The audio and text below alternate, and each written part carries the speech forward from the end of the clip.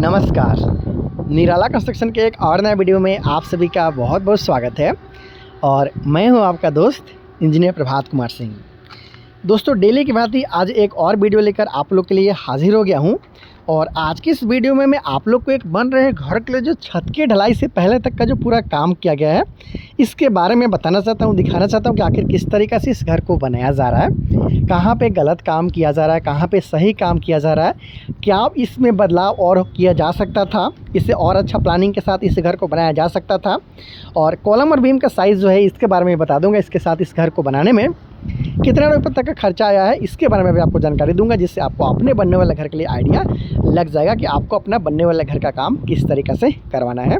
दोस्तों, घर बनाना बहुत ज़्यादा आसान भी नहीं है उनके लिए जो कि बहुत कम नॉलेज रखते हैं घर बनाने के बारे में। तो स्टेप वाइज काम करवाया जाता है। आपको पहला है कि सब स्ट्रक्चर का जो काम किया जाता है वहाँ पे भी बहुत सारा गलती का संभावना रहता है। सब स्ट्रक्चर मतलब प्लिंथ बीम तक का काम, उसके बाद फिर छत के ढलाई तक का काम, जहाँ पे आपका पूरा पैटर्न वो पता चल जाता है कि कहाँ पे आपका रूम आ रहा है, कहाँ पे हॉल आ जा रहा है, कहाँ पे किचन बनाया जा रहा है, किस तरीके से दीवार का काम किया जा रहा है, कॉलम प्लेसिंग सही है या फिर नहीं है, सारा चीज़ आपको चेक करते रहना होता है स्टेप वाइज, चाहे वो सब स्ट्रक्चर हो या फिर आपका सुपर स्ट्रक्चर हो।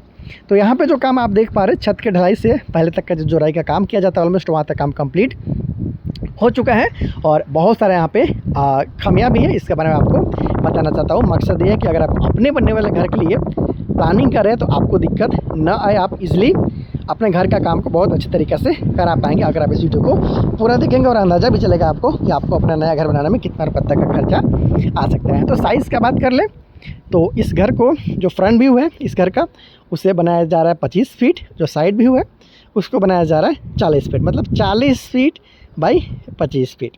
स्क्वायर फीट का बात कर ले तो 1000 स्क्वायर फीट में इस घर को बनाया जा रहा है। और पैटर्न का बात कर ले तो पीछे की तरफ यहाँ पे आपको 2 रूम देखने को मिलता है। 11.5 बाई 14 के आसपास तक का पहला रूम, 11.5 फीट बाई 14 फीट के आसपास तक का दूसरा रूम यहाँ पे देखने को मिलता है। और थोड़ा आगे चलते हैं तो यहाँ पे आपको बीचों बीच हॉल के साथ साथ डाइनिंग एरिया, राइट साइड में किचन, लेफ्ट साइड में मिल जाता है आपको कॉमन टॉयलेट और बाथरूम।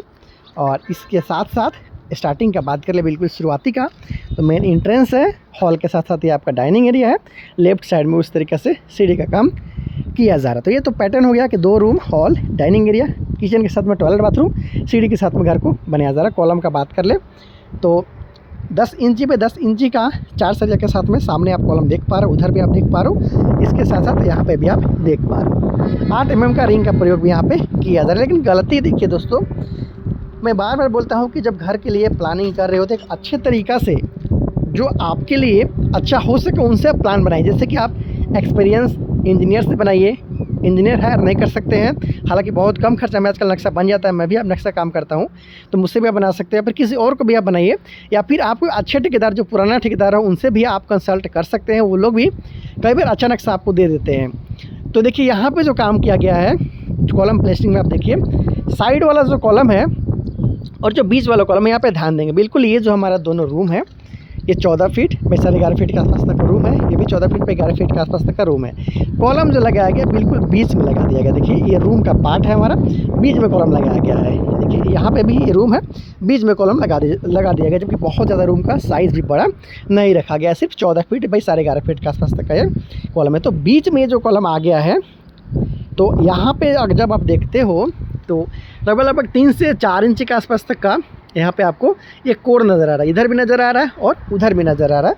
तो जब प्लास्टर किया जाएगा तो लगभग 5 से 5.5 इंच के आसपास तक का ये कोर आपको बीच रूम में दिखाई देगा। देखिए कुछ इस तरीके से यहाँ पे कोर का काम किया गया है कॉलम में। देखिए ये बाहर की तरफ निकला हुआ है, क्योंकि अंदर का दीवार तो हमारा 5 इंची का ही रहता है और जल्दीबाजी में कॉलम लोग प्लेसिंग कर देते। देखिए बीच में कुछ इस तरीके से कॉलम यहाँ पे आया हुआ है, तो बिल्कुल ही गलत बात है। कभी भी आपको एक अच्छा इंप्रेशन नहीं जाता है घर का। इसके साथ साथ जो बीम का काम किया गया है, जो बीम का काम किया गया है लिंटल बीम का, वहाँ पे भी देखेंगे तो जो बीम का काम है, चलिए मैं आपको डिफरेंट एंगल से दिखा देता हूँ, या फिर जो सीढ़ी का काम है वहाँ पे भी देखेंगे तो बहुत जगह पे हनीकॉम है वो आया हुआ है। आप यहाँ से देख सकते हैं, वहाँ पे भी आप देख सकते हैं हनीकॉम आया हुआ है, सीढ़ी में भी आप देख सकते हैं हनीकॉम आया हुआ है, वहाँ पे भी आप देख सकते हैं वो स्लैब कास्टिंग में हनीकॉम है वो आया हुआ है। तो उससे आपको बचना चाहिए। मटेरियल आपका लग जाता है लेकिन उतना अच्छा आउटपुट नहीं निकल पाता है। तो 1000 स्क्वायर फीट में ये बनता हुआ घर है और जिसमें आपको पीछे की तरफ में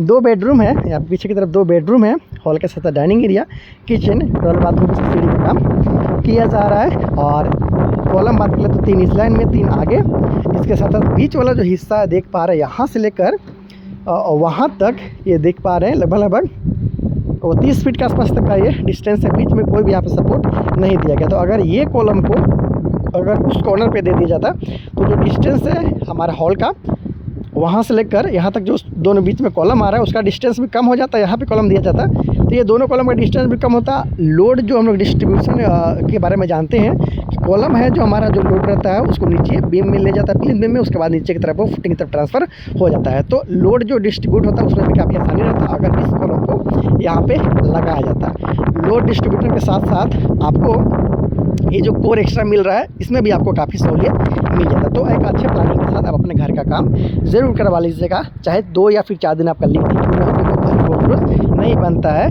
और टेक्निकली जब आपका घर सही रहता है तो आपका घर मजबूत के साथ टिकाऊ और सुंदर भी दिखता है। तो एक अच्छा प्लानिंग ज़रूर होना चाहिए घर बनाने से पहले।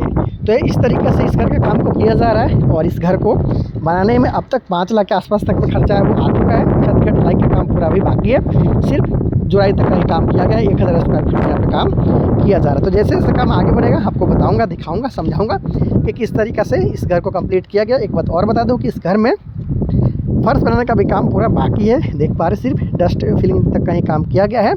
और इसके साथ साथ जैसे काम आगे बढ़ेगा आपको बताऊंगा। एक बात और आपको बता दूं, इस घर में जो खर्चा मैं आपको बता रहा हूँ 5 लाख के आसपास, इसमें बोरिंग करवाने का खर्चा या फिर सेप्टिक टैंक का खर्चा बिल्कुल भी इंक्लूड नहीं किया गया है। मतलब सिर्फ ये जो घर बनाने का खर्चा है इसके बारे में मैंने आप लोग को बता दिया। तो ऐसे बहुत सारे वीडियो देखने के लिए आप चैनल को सब्सक्राइब ज़रूर कर लीजिएगा। अगर आप अपने बनने वाले घर के लिए नक्शा चाहते हैं तो वो नक्शा मुझसे आप बनवा सकते हैं। Thank you so much.